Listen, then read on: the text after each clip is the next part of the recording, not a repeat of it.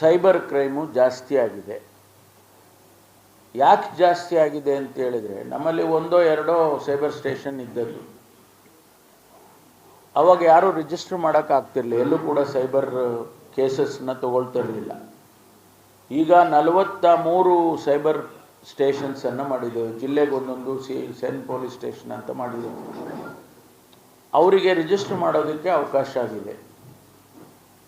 ಏನು ಫ್ರಾಡ್ಗಳು ನಡೆಯುತ್ತೆ, bank fraud ಇರ್ಬೋದು ಅಥವಾ ಬೇರೆ ಬೇರೆ ರೀತಿಯಲ್ಲಿ ಫ್ರಾಡ್ಗಳು ನಡೆಯಿರ್ಬೋದು, ಬೇರೆ ಕ್ರೈಮ್ಸು ಸೈಬರ್ ಮೂಲಕ ಮಾಡ್ತಕ್ಕಂಥ ಕ್ರೈಮ್ಸ್ಗಳು, ಅವೆಲ್ಲವನ್ನು ತಡೆಗಟ್ಟೋದಕ್ಕೆ ರಿಜಿಸ್ಟರ್ ಮಾಡ್ಕೊಳ್ತಾ ಇದ್ದೇವೆ. ಸ್ವಾಭಾವಿಕವಾಗಿ ಸಂಖ್ಯೆ ಜಾಸ್ತಿ ಆಗಿದೆ.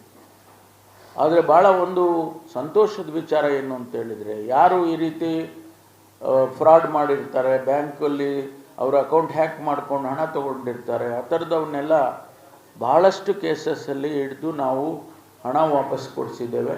ನೂರಾರು ಕೋಟಿ ರೂಪಾಯಿ ಹಣ ವಾಪಸ್ ಕೊಡಿಸಿದ್ದೇವೆ. ಮತ್ತು ಅಕೌಂಟ್ಸನ್ನು ಫ್ರೀಸ್ ಮಾಡಿ ಅವರಿಗೆ ಹಣ ಆಚೆ ಹೋಗದ ಹಾಗೆ ತಡೆದಿದ್ದೇವೆ. ಮತ್ತು ಇದು ಒಂದು ಭಾಗ ಆದರೆ, ಬೇರೆ ಬೇರೆ ಫೇಕ್ ನ್ಯೂಸ್ಗಳು ಮಾಡ್ತಕ್ಕಂಥವ್ರು, ಕಮ್ಯುನಲ್ ಮ್ಯಾಟರ್ಸ್ಗಳನ್ನು ಪೋಸ್ಟಿಂಗ್ಸ್ ಮಾಡಿ ಪ್ರಚೋದನೆ ಮಾಡ್ತಕ್ಕಂಥವ್ರು, ಇಂಥದ್ದನ್ನು ಎಲ್ಲನೂ ಕೂಡ ನಾವು ಹಿಡಿದಾಕ್ತಾ ಇದ್ದೇವೆ. ಇಷ್ಟೆಲ್ಲ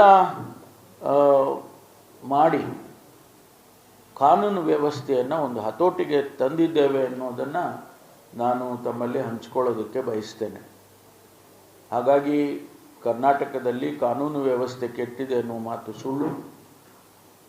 ಶಾಂತಿಯಿಂದ ನಾವು ಗಣಪತಿ ಪೂಜೆ ಮಾಡ್ತೇವೆ, ಗಣಪತಿ ಹಬ್ಬ ಮಾಡ್ತಿದ್ದೇವೆ. ಯಾವ ಗಲಾಟೆ ಕೂಡ ಗಣೇಶನ ಉತ್ಸವದ ಸಂದರ್ಭದಲ್ಲಿ ಕರ್ನಾಟಕದಲ್ಲಿ ಆಗಿಲ್ಲ. ಅದೇ ರೀತಿ ರಂಜಾನ್ ಹಬ್ಬ ಬರುತ್ತೆ, ಇನ್ನೊಂದು ಹಬ್ಬ ಬರುತ್ತೆ, ಯಾವುದೂ ಕೂಡ ನಾವು ಆಗೋದಕ್ಕೆ ಬಿಟ್ಟಿಲ್ಲ. ಇದೆಲ್ಲವೂ ಕೂಡ ಶಾಂತಿಯಿಂದ ಇರಬೇಕು ಅಂತ ಹೇಳಿ ನಾವು ಕ್ರಮ ತಗೊಳ್ತಿದ್ದೇವೆ ಅನ್ನೋದನ್ನು ನಿಮ್ಮ ಜೊತೆ ಹಂಚ್ಕೊಳ್ಳೋದಕ್ಕೆ ಬಂದಿದ್ದೇನೆ. ಮಾನ್ಯ ದಿನೇಶ್ರವರು ಕೂಡ 2 ಮಾತಾಡ್ತಾರೆ ಅವರ ಇಲಾಖೆ ಬಗ್ಗೆ. ನನಗೇನಾರ ಪ್ರಶ್ನೆ ಇದ್ದರೆ ಕೇಳ್ಬೋದು.